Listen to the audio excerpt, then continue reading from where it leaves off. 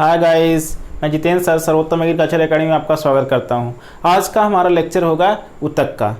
तो आज हमारा ऊतक पर है, टिश्यू पर फर्स्ट लेक्चर है। आज हमारा टिश्यू का फर्स्ट लेक्चर है। अच्छा, तो इसमें बेटा हम सब बात करेंगे टिश्यू क्या होता है और इसके बाद जो होते हैं टिश्यू कितने प्रकार के होते हैं, ठीक, और इसके इंटरनल संरचना में और कितनी संरचनाएं पाई जाती हैं, सारी चीजें में हम सब जाइलम और फ्लोएम के बारे में पढ़ेंगे। और इसके बाद जो है टिश्यू के प्रकार में हम सब परमानेंट और मेरिस्टेमेटिक टिश्यू देखेंगे। अब टिश्यू देखेंगे, अब ठीक, अब इससे देख लेते हैं टिश्यू होता क्या है। अच्छा, तो टिश्यू क्या होता है पहले ये जान लें। कहते हैं कोशिकाओं का वह समूह जिसकी उत्पत्ति तथा संरचना और कार्य भी समान होते हैं, उन्हें हम क्या बोलते हैं, ऊतक के नाम से जानते हैं। ओके, अच्छा, तो कोशिकाओं का वह समूह जिसकी उत्पत्ति संरचना तथा कार्य समान होते हैं, उसे हम ऊतक बोलते हैं। अच्छा, तो ऊतक जो होंगे इतनी प्रकार, और ऊतक हमारे क्या हो जाएंगे, दो प्रकार के होते हैं। दो प्रकार के देखेंगे, एक हमारा क्या होता है, परमानेंट टिश्यू होता है, एक क्या होता है, मेरिस्टेमेटिक टिश्यू होते हैं। अच्छा, इतनी बातें हो गई। अच्छा, हम सब देखते हैं बेटा कि ऊतक का अध्ययन जिसमें किया जाता है उसे हम क्या बोलते हैं, हिस्टोलॉजी बोलते हैं। अच्छा, उसी को हम लोग जो होते हैं टर्म एक देते हैं, एनाटॉमी। अच्छा, एनाटॉमी क्या होती है, एनाटॉमी में जान लेते हैं। एनाटॉमी क्या होती है कि पौधे के आंतरिक भागों की अध्ययन को हम सब क्या बोलते हैं, पौधे की आंतरिक भागों के अध्ययन को बोलते हैं एनाटॉमी बोल दिया जाता है। हाँ, अच्छा, तो हम सब बात करेंगे, पहले एनाटॉमी की बात कर लेते हैं।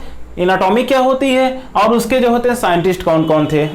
अच्छा, तो फादर ऑफ एनाटॉमी अगर आपसे पूछा जाए तो आप मारोगे क्या, यन ग्रीव। ठीक, अच्छा, तो फादर ऑफ एनाटॉमी कौन है हमारे, यन ग्रीव है। अच्छा, father of Indian plant anatomy, भारतीय जो होते हैं पादप एनाटॉमी के कौन है, वो कौन है, के चौधरी है। ओके, अच्छा, अब बात आती है बेटा क्या, टिश्यू शब्द किसने दिया था, टिश्यू शब्द किसने दिया था, तो यन ग्रीव ने दिया था। टिश्यू शब्द किसने दिया, यन ग्रीव ने दिया। ठीक, अच्छा, अब आते हैं बेटा tissue, what is the tissue, tissue ऊतक क्या होता है। ऊतक क्या होता है, ऊतक, ठीक, तो ऊतक होता है कोशिकाओं का वह समूह, कोशिकाओं का वह समूह जिसकी उत्पत्ति संरचना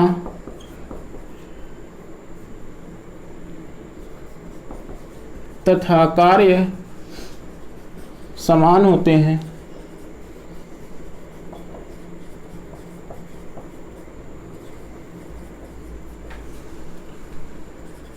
ऊतक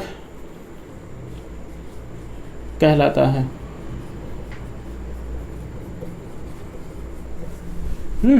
तो कोशिकाओं का वह समूह जिसकी उत्पत्ति, ओरिजिन, स्ट्रक्चर, संरचना तथा फंक्शन, कार्य समान होते हैं, उसे हम क्या बोलेंगे, ऊतक बोलेंगे। ठीक, अच्छा, बात करेंगे बेटा ऊतक के अध्ययन को क्या बोलते हैं, हिस्टोलॉजी बोलते हैं। ठीक, स्टडी, इसके ऊतक के स्टडी या अध्ययन को क्या बोलते हैं, हिस्टोलॉजी बोलेंगे। ठीक, अच्छा, अब आते हैं बेटा क्या, विभाजन, किसके, विभाजन क्या होता है कि हमारी कोशिका क्या कर जाए, विभाजित हो जाए, एक कोशिका से दो कोशिका में टूट जाए। अभी हम लोगों ने क्या किया, डिवीजन पढ़ा था ना, विभाजन, कोशिका विभाजन पढ़ा था ना, वही विभाजन है। अच्छा, विभाजन की क्षमता के आधार पर ऊतक कितने प्रकार के होते हैं हमारे, दो प्रकार के हो जाएंगे। ठीक, अच्छा, तो विभाजन के आधार पर ऊतक कितने प्रकार के होंगे हमारे, दो प्रकार के। एक हमारे होंगे एक होगा मेरिस्टेमेटिक टिश्यू और दूसरा कौन होगा, अस्थायी ऊतक या परमानेंट टिश्यू। ठीक, अच्छा, जो मेरिस्टेमेटिक टिश्यू होते हैं वो क्या होते हैं और परमानेंट टिश्यू जो होते हैं वो क्या होते हैं, इसको देख लेते हैं। अच्छा, तो मेरिस्टेमेटिक टिश्यू होंगे बेटा क्या होंगे कि ऐसे टिश्यू जिसमें विभाजन की क्षमता अत्यधिक पाई जाती है उसे हम क्या बोलते हैं, मेरिस्टेमेटिक टिश्यू बोलते हैं। और ऐसे ऊतक जिनमें विभाजन की क्षमता नहीं पाई जाती है उसे हम बोलते हैं परमानेंट टिश्यू, अस्थायी ऊतक। अभी आज जो बेसिकली हमारा लेक्चर स्टार्ट होगा वो चलेगा किस पर, मेरिस्टेमेटिक टिश्यू पर चलेगा। है, अच्छा, तो पहली बात आएगी हमारी क्या, मेरिस्टेमेटिक टिश्यू। मेरिस्टेमेटिक शब्द ही, मेरिस्टेम या मेरिस्टेमेटिक शब्द किसने दिया था, निगेली ने दिया था या निजेली ने दिया था। ठीक, अच्छा, दूसरी बात करेंगे कि मेरिस्टेमेटिक टिश्यू के अंदर आने वाली कोशिकाएं कौन सी होती हैं। ठीक, वह कोशिकाएं मतलब हमारा मेरिस्टेमेटिक का मतलब यही होता है कि क्या हो जाए, डिवीजन की क्षमता, जिसमें डिवाइड करने की क्षमता हो, डिवाइड करने की क्षमता हो, और जिसमें डिवाइड या विभाजन की क्षमता नहीं होती है, विभाजन की क्षमता नहीं होती है, उसे हम क्या बोलेंगे, परमानेंट टिश्यू बोलेंगे, अस्थायी तक बोलेंगे। ठीक, अच्छा, तो इतनी बातें हो गई ना। तो इन कोशिकाओं में हमने बताया क्या होगा, अत्यधिक विभाजन करने की क्षमता पाई जाएगी, तभी तो इसे हम बोलेंगे मेरिस्टेमेटिक टिश्यू। ठीक, अच्छा, और बात करेंगे क्या कि इसके अंतर्गत जितनी भी कोशिकाएं आती है ना, सारी कोशिकाएं कैसी होती हैं, समव्यासी होती हैं, आइसोडायमेट्रिक होती हैं, मतलब उनका जो डायमीटर होता है वो क्या रहेगा, समान रहेगा। ठीक, अच्छा, और यह टिश्यू कहां पर पाए जाते हैं, पौधे के वर्धी भागों पर पाए जाते हैं। पौधा का वर्धी भाग कैसे क्या होता है, जैसे मान लो ये हमारा क्या है, ये हमारा हेड टिप है, ओके, तो कहां पाई जाएंगे, रूट टिप, शूट टिप और इसके बाद लीफ टिप पर ये पाई जाएंगे। ठीक, वर्धी भाग वही होता है जहां पर ग्रोविंग क्या होता है, सबसे ज्यादा होती है। ठीक, वृद्धि सबसे ज्यादा होती है, उसी को हम लोग क्या बोलते हैं, वर्धी भाग बोलते हैं। अच्छा बेटा, ये जो होते हैं जब ये विभाजित होती है ना, तो इतना तेजी से विभाजित होती है ना कि इनके बीच में जो हमारे पास इंट्रासेलुलर स्पेस होते हैं, ठीक, अंतरकोश की अवकाश होता है, वो नहीं पाया जाता है। ठीक, तो ये क्या हो जाएंगे, एक दूसरे से एकदम से सटी रहेंगी, पास पाई जाएंगी, आइसोडायमेट्रिक होंगी, विभाजन की क्षमता सबसे अधिक पाई जाएगी। ओके, इतनी बातें हो गई ना, तो हम सब देख लेते हैं इसको, मेरिस्टेमेटिक टिश्यू को। मेरिस्टेमेटिक शब्द किसने दिया था, निगेली ने दिया था। और इनकी कोशिकाओं में विभाजन की क्षमता क्या होती है, अत्यधिक पाई जाती है, अत्यधिक विभाजन की क्षमता पाई जाती है, इसलिए इसे हम क्या बोलते हैं, मेरिस्टेमेटिक टिश्यू बोलते हैं। ठीक, और इसकी जो कोशिकाएं होती है ना, वो कैसी होती हैं, समव्यासी होती हैं। समव्यासी का मतलब जिनका क्या हो जाए, व्यास एक समान हो। समव्यासी का मतलब क्या होता है, व्यास एक समान। ठीक, व्यास एक समान रूप से पाया जाए उसे हम क्या बोलेंगे, समव्यासी। जैसे मान लो दो सेल्स हैं, दो सेल कोशिकाएं हो गई, इसका डायमीटर, इसका भी डायमीटर 3 सेंटीमीटर का हो, और इसका भी डायमीटर कितना हो, 3 सेंटीमीटर का हो, दोनों का डायमीटर व्यास समान होता है, तो उसी को हम क्या बोलते हैं, समव्यासी बोला जाता है। ओके, अच्छा, फिर इसके बाद बात करते बेटा कि ये जो मेरिस्टेमेटिक टिश्यू होती है ना, वो कहां पर पाए जाते हैं, सॉरी, मेरिस्टेमेटिक टिश्यू कहां पर पाए जाएंगे, पौधे के वर्धी भागों में। वर्धी भाग कौन होते हैं, जहां पर वृद्धि होती है उसी को वर्धी भाग बोलते हैं, जैसे रूट टिप, शूट टिप और क्या, लीफ टिप। 3 चीजों पर, शूट टिप, रूट टिप और लीफ टिप, तीनों पर क्या होते हैं, ये मेरिस्टेमेटिक टिश्यू पाए जाते हैं। अच्छा, जब विभाजन की अत्यधिक क्षमता होती है ना, तो मैंने ये भी बताया था कि इसके बीच जो होते हैं, दो कोशिकाओं के बीच जो खाली अवकाश होता है ना, वो भी क्या होता है, नहीं पाया जाता है। ठीक, एकदम से कॉम्प्लिकेटेड हो जाती हैं। अंतरकोश की अवकाश क्या होता है, अनुपस्थित होता है। अच्छा, तो इसके अंतर आने वाली कोशिकाएं कौन कौन सी होती हैं, विभज्योतकी ऊतक के अंदर या मेरिस्टेमेटिक टिश्यू के अंदर आने वाली कोशिकाएं कौन कौन सी होती हैं, जिनका विभाजन हो रहा होता है या जिनका विभाजन होना होता है, दोनों प्रकार की कोशिकाएं क्या होती है, इसके अंतर्गत आती हैं। ठीक, विभाजित होने वाली तथा विभाजित हो रही कोशिकाएं इसके अंतर्गत क्या होती हैं, आती हैं। मेरिस्टेमेटिक टिश्यू के अंतर्गत कौन कौन सी कोशिकाएं आएंगी, जिनका विभाजन होने वाला होता है या विभाजित हो रही होती है कोशिकाएं ही इसके अंतर्गत आती हैं। ठीक, अच्छा, अब हम सब देखते हैं क्या, उत्पत्ति के आधार पर मेरिस्टेमेटिक टिश्यू के प्रकार।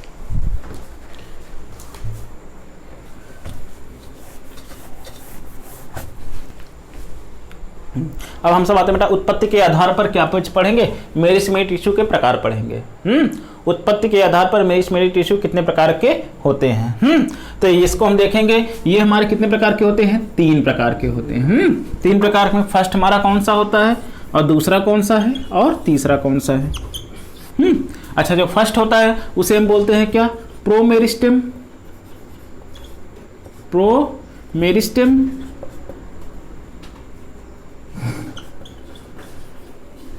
और दूसरे वाले को बोलते हैं प्राइमरी मेरिस्टेम।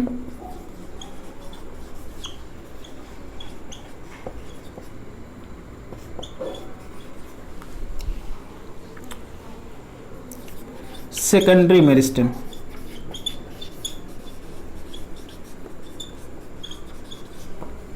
जो प्रो मेरिस्टेम होता है और प्राइमरी मेरिस्टेम होता है, सेकेंडरी मेरिस्टेम होता है। ठीक, अच्छा 3 प्रकार का हो गया। प्रो मेरिस्टेम क्या होते जाते हैं, यह जो होते बेटा ऐसे ऊतक होते हैं, ऐसे विभज्योतिकी ऊतक होते हैं जो जीवन के सिर्फ शुरुआती समय में पाए जाते हैं, उसे हम क्या बोलेंगे, प्रोमेरिस्टेमेटिक टिश्यू बोलेंगे। ठीक, अच्छा तो प्रोमेरिस्टेम क्या हो जाएंगे, यह जीवन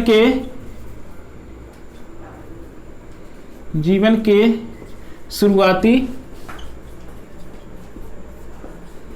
समय में पाए जाते हैं।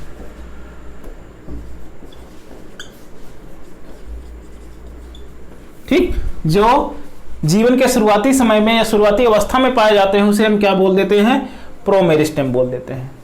अच्छा तो प्रोमेरिस्टेम का एग्जांपल क्या हो, जीवन की शुरुआती अवस्था कौन होती है, भ्रूण होता है, इम्ब्रियो होता है। ओके, तो भ्रूण में क्या देखने को मिलेगा, हमारे पास प्रोमेरिस्टेम मिलेगा। बहुत ज्यादा सवाल पूछा जाता है इस पर। अच्छा फिर इसके बाद हमारे क्या, प्राइमरी मेरिस्टेम। प्राइमरी मेरिस्टेम क्या होता है ये देख लेते हैं। प्राइमरी मेरिस्टेम क्या हो जाएंगे, यह प्राथमिक विभज्योतक, यह जीवन भर पाए जाते हैं। जो जीवन भर पाए जाते हैं, पौधे के जीवन भर पाए जाते हैं, उसे हम क्या बोलते हैं, प्राइमरी मेरिस्टेम बोलते हैं। ठीक, अच्छा तो प्राइमरी मेरिस्टेम जो हमारे पास, इसका एग्जांपल कौन कौन से हो जाएंगे, एपिकल मेरिस्टेम अभी आगे आएगा, एपिकल एंड इंटरकेलरी मेरिस्टेम।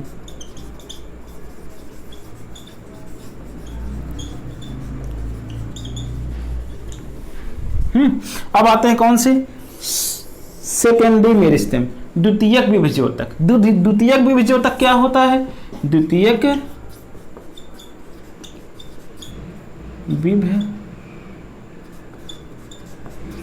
विभज्योतकी ऊतक। द्वितीयक विभज्योतकी क्या हो जाते हैं, इसको देख लेते हैं। ठीक, अच्छा द्वितीयक विभज्योतकी ऊतक वो ऊतक होते हैं जो जीवन के कुछ समय बाद पाए जाते हैं। ठीक है, जीवन की कुछ अवस्थाओं में पाए जाएंगे, फिर इसके बाद क्या हो जाएंगे, खत्म हो जाएंगे। ठीक, अच्छा तो जीवन के कुछ समय बाद पाए जाते हैं, जीवन के कुछ अवस्थाओं में कह लो, अवस्थाओं में ही पाए जाते हैं। जो जीवन के कुछ अवस्थाओं में पाए जाते हैं उसे हम क्या बोलते हैं, सेकेंडरी मेरिस्टेम बोलते हैं। ठीक, अब इसमें हमारा लेटरल मेरिस्टेम हो जाएगा। Example, lateral meristem,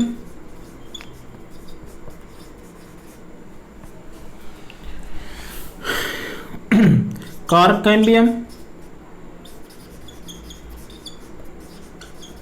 cambium, secondary cortex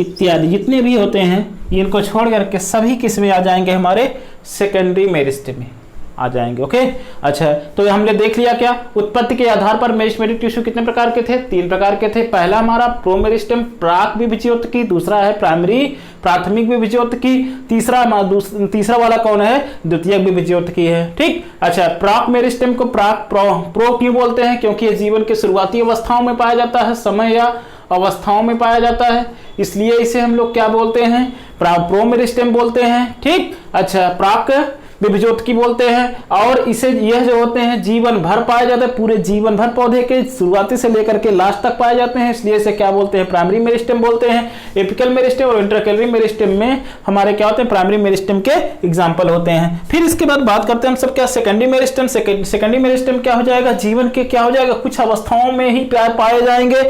ठीक, तो इसलिए इसे हम क्या बोलते हैं, सेकेंडरी मेरिस्टेम। प्राइमरी के बाद पाए जाते हैं, इसलिए इसे क्या बोल देते हैं, सेकेंडरी मेरिस्टेम। ठीक, अच्छा अब इसके एग्जाम्पल कौन हो जाएंगे, लेटरल मेरिस्टेम हो जाएगा, कैम्बियम हो जाएगा, कार कैम्बियम हो जाएगा, सेकेंडरी कॉर्टेक्स, ईटीसी, पिथ एक्सेट्रा इसमें क्या हो जाएंगे, पाए जाएंगे। ठीक, अच्छा अब हम लोग मेरिस्टेम ही पढ़ रहे थे, उत्पत्ति के आधार पर पढ़ लिए। अब इसके क्या करेंगे, पोजीशन के आधार पर, स्थिति के आधार पर मेरिस्टेमेटिक टिश्यू को डिवाइड करेंगे। नेक्स्ट यदि हमारी पढ़ेगी स्थिति के आधार पर मेरिस्टेमेटिक टिश्यू के प्रकार। पोजीशन के आधार पर जो हमारा मेरिस्टेमेटिक टिश्यू होता है वो कितने प्रकार का होता है? पोजीशन के आधार पर भी कितने प्रकार का होगा? 3 प्रकार को देखने को पाया जाएगा। ठीक, अच्छा, पोजीशन मतलब स्थिति होती बेटा, तो पोजीशन के आधार पर हमारा मेरिस्टेमेटिक टिश्यू कितने प्रकार का है? 3 प्रकार का। तो इसमें हम देखते हैं कितने प्रकार का है। पहले नंबर पर आता, पहले वाले को बोलते हैं क्या? पहला वाला बोलेंगे एपिकल मेरिस्टेमेटिक टिश्यू, दूसरे वाले को बोलते हैं इंटरकैलरी मेरिस्टेमेटिक टिश्यू,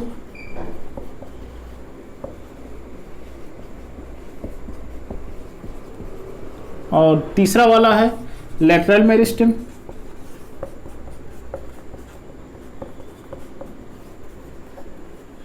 ठीक, लेटरल मेरिस्टेमेटिक टिश्यू।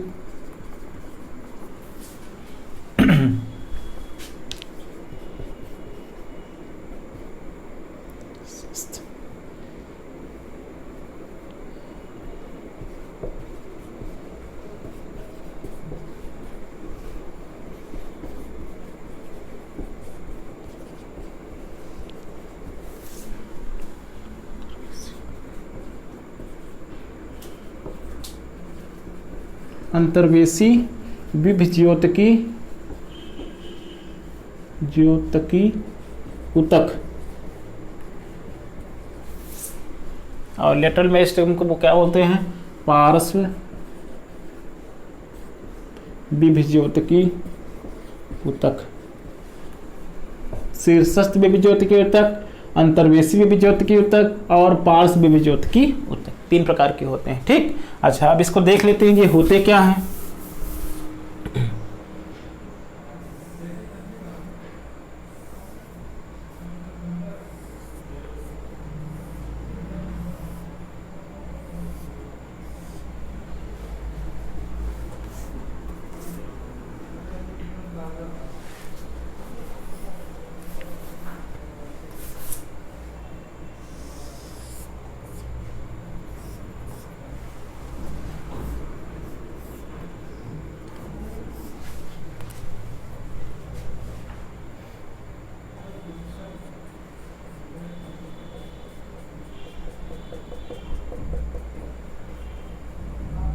जो शीर्ष भागों पर पाए जाते हैं उन्हें हम क्या बोलते हैं? Apical meristem.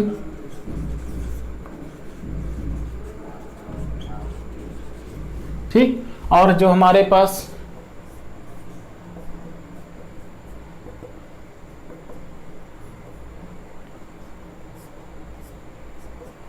पार्श्व में पाए जाते हैं उन्हें हम क्या बोलते हैं? Intercalary meristem.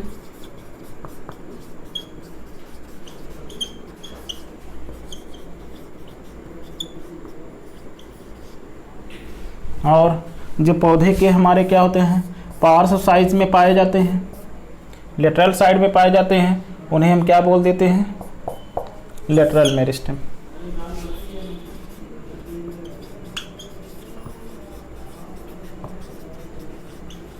ठीक, तो जैसे मान लो हम अपने आप को क्या मान लेते हैं? एक पौधा मान लेते हैं, पेड़ मान लेते हैं ना। ठीक, तो पेड़ में हमारे पास देखो ये हमारा सर हो गया, सर वाले को क्या बोलेंगे? Apical meristem. और जो हमारे पास यहाँ पर शोल्डर पे पाया गया ऊतक, उसे हम क्या बोल दे रहे हैं? इंटरकैलरी मेरिस्टेम बोल रहे हैं। लास्ट में जो हमारे पेट साइड में देखने को मिल रहा है ये हमारा क्या है? हमारे जो होते हैं इसको हम बोल देंगे lateral meristem. Lateral meristem, apical meristem, intercalary meristem. Apical meristem जो होता है ना वो क्या करता है? इंक्रीज इन लेंथ करता है, पौधे की लंबाई में वृद्धि करता है, इंक्रीज इन लेंथ। और जो इंटरकैलरी मेरिस्टेम होता है वो क्या करता है? लेंथ में तो इंक्रीज करता है, लेकिन जो हमारे पास शाखाएं निकलती हैं, ब्रांचेज निकलती हैं ना, उनके लेंथ में क्या करता है? पार्टिसिपेट कर जाता है। ठीक है, तो इंक्रीज इन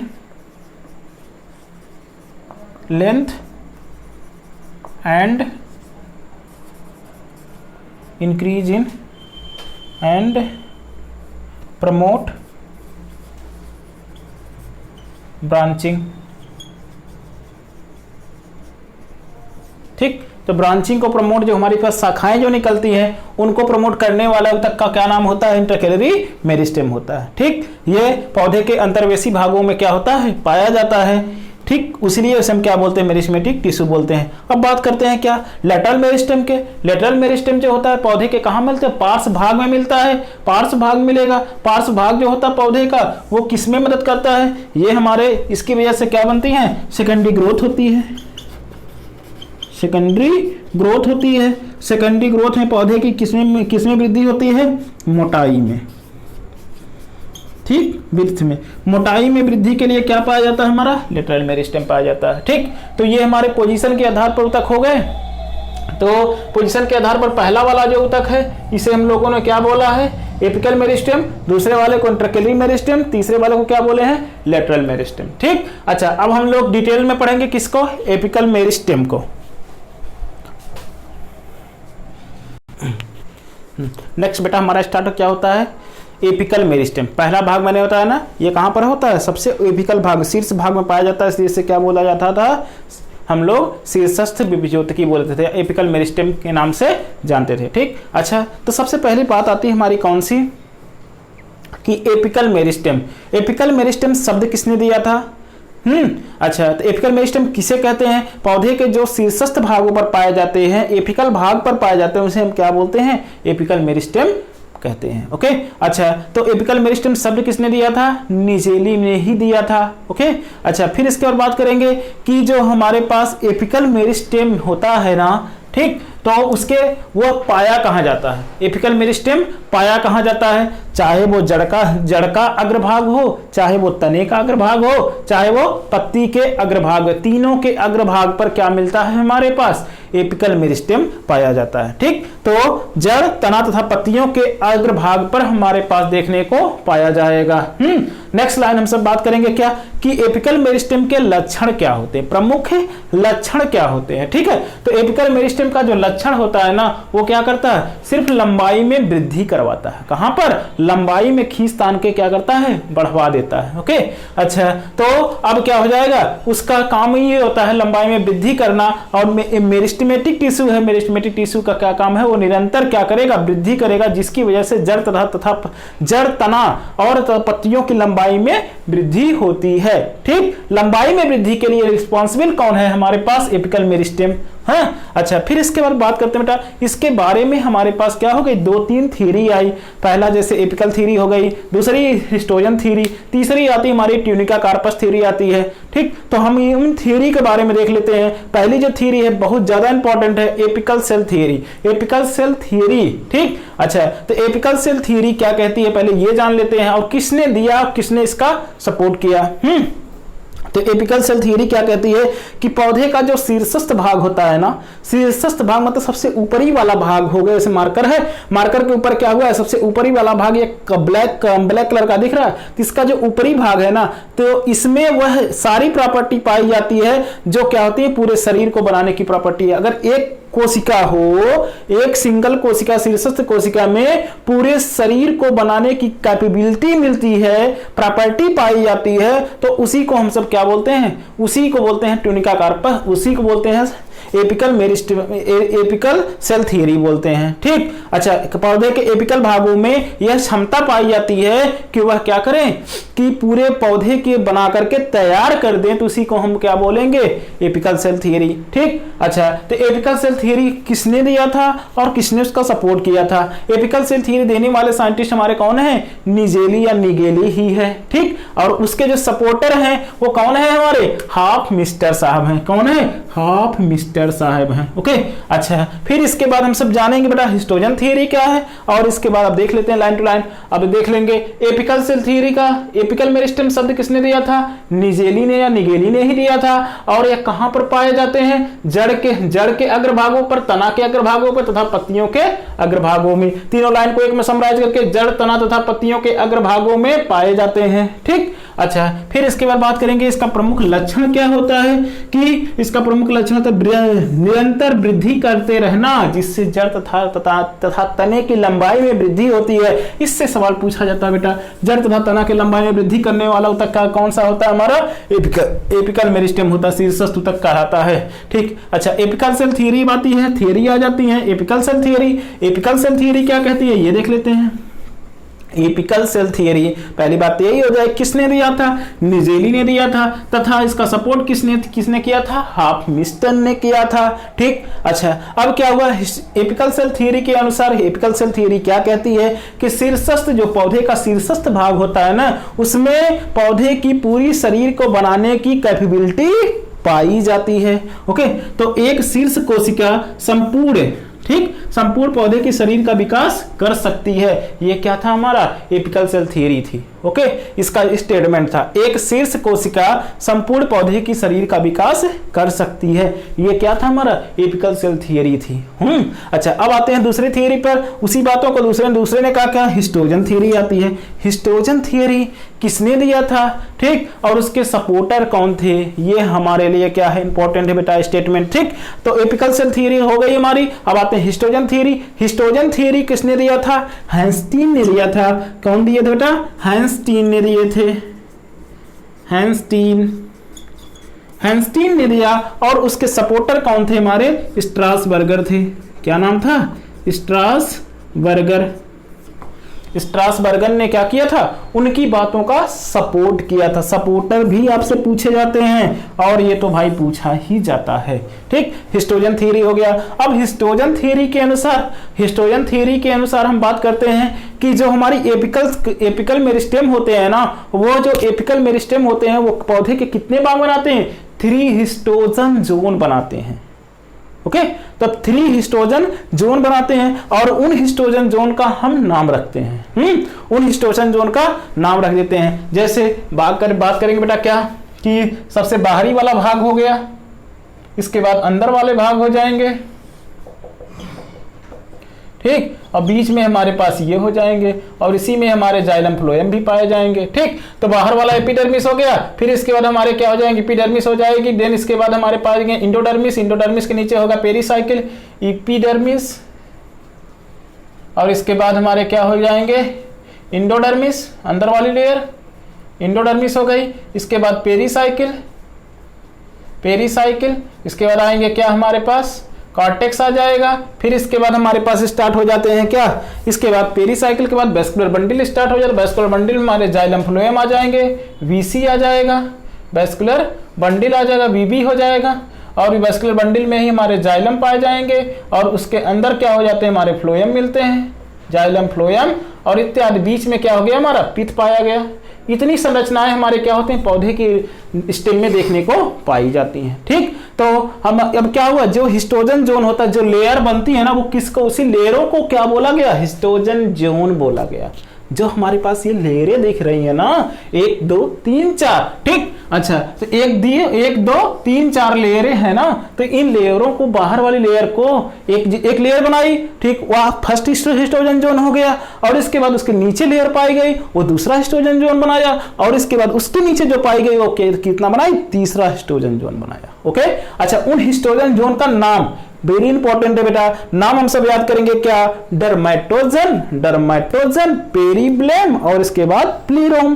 ठीक, तो क्या नाम है? डर्मेटोजन, और इसके बाद पेरिब्लेम और प्लीरोम, 3 नाम है ना। ठीक, हिंदी तो याद नहीं होगी। एक होता त्वचाजन, एक क्या होता हमारा बलकुटजन, एक हमारा क्या होता है? रंभजन होता है। ओके, अच्छा, डर्मेटोजन होता है। डर्मेटोजन क्या करता है बेटा? जो पौधे का बाहरी भाग होता है, बाहरी भाग है तो क्या करेगा? बाहरी भाग ही बनाएगा। ठीक, तो क्या करेगा? एपिडर्मिस को बनाता है। एपिडर्मिस को बनाने वाला कौन था? डर्मेटोजन। ये बहुत ज्यादा पूछा गया बेटा। ठीक, ये इंपॉर्टेंट क्वेश्चन है। डर्मेटोजन जो होते हैं, डर्मेटोजन पौधे का कौन सा भाग बनाता है? एपिडर्मिस बनाता है। सिंपल सा आंसर। ठीक, ये बहुत ज्यादा सवाल पूछा जाता है। अब बात करेंगे हम सब क्या? पेरिब्लेम जो होता है, उसके नीचे हमारे पास कौन लेयर पाई गई थी? उसके नीचे रहे क्या? इंडोडर्मिस और पेरिसाइकिल। तो इंडोडर्मिस, और इसके बाद उसके नीचे एपिडर्मिस के नीचे ही अगर कहीं पर हमारे पास देखने को क्या मिलता है? हाइपोडर्मिस भी मिलता है। एपिडर्मिस के नीचे वाले भाग को हाइपोडर्मिस बोलते हैं। तो हाइपोडर्मिस, और इसके बाद क्या हो जाएगा? इंडोडर्मिस। को बनाने वाला कौन हो जाएगा? हमारी दूसरा लेयर हो जाएगी। ठीक, अच्छा, दूसरे लेयर के बाद अब क्या हो गया? दूसरे लेयर के बाद तीसरा लेयर इंडोडर्मिस से स्टार्ट हो जाएगा। ठीक, अब यहां से क्या हो गया? देखो, हाइपोडर्मिस, इंडोडर्मिस, हो गया। एंडोडर्मिस के बाद से हमारे तीसरी लेयर स्टार्ट हो गई, जिसे हम क्या बोलते हैं, प्लीरोम बोलते हैं, रंभजन बोला जाता है। रंभजन में कौन कौन आते हैं, पेरिसाइकिल आती है, वैस्कुलर बंडल आता है, ठीक। अच्छा, फिर इसके बाद हमारे पास कौन, मिडलरी रेज आ जाएंगी, मिडलरी रेज आ जाएंगे, उसी के साथ साथ में पिथ हो जाएंगे। पिथ में वैस्कुलर बंडल में हमारे पास कौन कौन होते हैं, जाइलम और फ्लोएम होते हैं, जाइलम फ्लोएम, ये सारी चीजें क्या हो जाती हैं, पाई जाती हैं, ठीक। अच्छा बेटा, एक थियरी मेरी और बचती है जिसका नाम है, ठीक, tunica corpus theory. Third number पे स्टार्ट होगी हमारी कौन सी, ट्यूनिका कार्पस थियरी, ठीक। ट्यूनिका कार्पस थियरी ये क्या है, यह क्या कहती है, ये जान लेते हैं। अच्छा, ट्यूनिका कार्पस थियरी किसने दिया, तो पहले बात यही कर लेंगे कि ट्यूनिका कार्पस थियरी हमारे किसने दिया था, स्मिथ ने दिया था, और इसका सपोर्टर कौन थे, फास्टर ने दिए थे, ठीक। तो फास्टर ने क्या किया, इनकी थियरी का सपोर्ट किया। तो इसको हम देख लेंगे, स्मिथ ने क्या किया, नाम दिया, फास्टर ने इसका क्या किया, सपोर्ट किया इस थियरी का, ठीक। अच्छा, तो इस ट्यूनिका कार्पस थियरी के अनुसार हम बात करेंगे क्या होती हैं, तो एपिकल मेरिस्टेम होते हैं ना, एपिकल मेरिस्टेम के कितने भाग होते हैं, 2 भाग होते हैं, ठीक। और एक हमारे भाग क्या हो गया, ऊपर वाला बाहर का हो गया,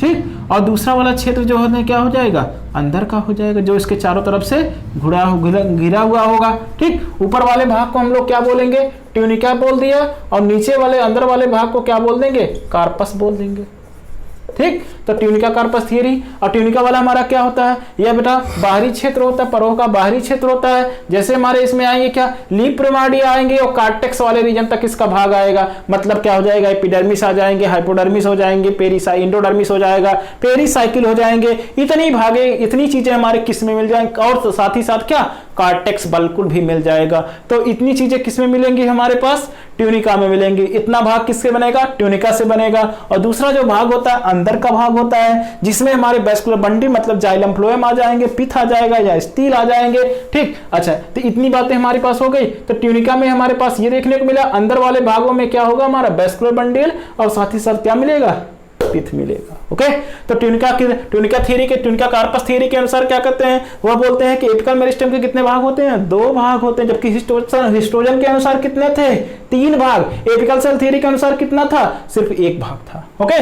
अच्छा, फिर इसके बाद बात करेंगे हम सब क्या, ट्यूनिका देख लेंगे, परों का बाहरी क्षेत्र होता है, कार्पस देख लेंगे, या ट्यूनिका के द्वारा क्या होता है, चारों तरफ से घिरा होता है। ये देखो, नीचे वाला कार्पस, ऊपर वाला क्या, ट्यूनिका, ओके। अच्छा, फिर इसके बाद बात करते हैं बेटा, एक लास्ट थियरी आती है जिसको हम क्या बोलते हैं, साइटोहिस्टोलॉजिकल थियरी, साइटोहिस्टोलॉजिकल थियरी, ठीक। साइटोहिस्टोलॉजिकल जोनेशन थियरी किसने दिया था, बस नाम ही याद रखेंगे हम सब, क्या है, फास्टर ने दिया था, ओके। तो किसने दिया था, फास्टर ने दिया था, ओके। अब इतनी बातें हो गई। अब हम सब क्या करेंगे, जो हमारे पास मेरिस्टेमेटिक डिपोजिशन के आधार पर 3 प्रकार के थे, वो हम नेक्स्ट वीडियो में सीट करेंगे, ठीक। नेक्स्ट में हम सब पढ़ेंगे इंटरकैलरी मेरिस्टेम से, ठीक। लेक्चर नंबर 2 हमारा स्टार्ट होगा इंटरकैलरी मेरिस्टेम से, ओके। अब आप लोग क्या करो, देखो, अच्छा बेटा, वीडियो को देखो, लाइक करो, ज्यादा से ज्यादा इसको शेयर करो। थैंक यू, धन्यवाद।